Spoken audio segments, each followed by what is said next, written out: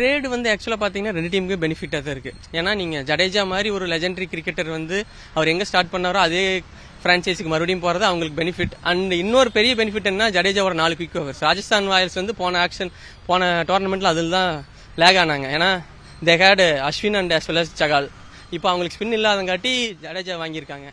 But CSK point of வியூவில் பார்த்தீங்க அப்படின்னா ஜடேஜா வந்து ஒரு ஐகானிக் பிளேயர் சிஎஸ்கே. அவர் இல்லாதது ஒரு சிஎஸ்கேவோட ஹார்ட் கோட் வேணால் எனக்கு ரொம்ப வருத்தம் தான். But considering the future, we need an Indian wicketkeeper who can bat well. So Sanju is the best option.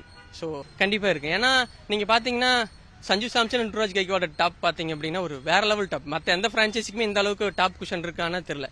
As well as Ayush Mhatre, Urvil Patel அவங்க எல்லாருமே நல்லா சாலிடா இருக்காங்க. மிடில் ஆர்டர்ல தூபே, பிரேவிஸ் எல்லாம் இருக்கும்போது ஒரு நல்ல சாலிட் பேட்டிங் லைனப் இருக்கு. பவுலிங்ல மட்டும் நாம இன்னும் கொஞ்சம் நல்ல ஸ்பின்னர் ஒன்று எடுத்துட்டோம் அப்படின்னா we are all bases covered அப்படின்னு.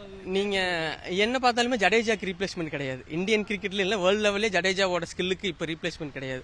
அவர் மாதிரி ஒரு கன் ஃபீல்டர் எல்லாம் பாத்தீங்க அப்படின்னா அவர் லாங்கில் இருந்து அப்படியே கன் மாதிரி அடிப்பாரு ஃபீல்டர்லாம். ஸோ அது ரீப்ளேஸ் பண்ண முடியாது. பட் நமக்கு ஒரு 4 ஓவர் போற ஒரு finger spinner, left arm spinner, finger spinner அகில் குஷன் எல்லாம் இருக்காங்க.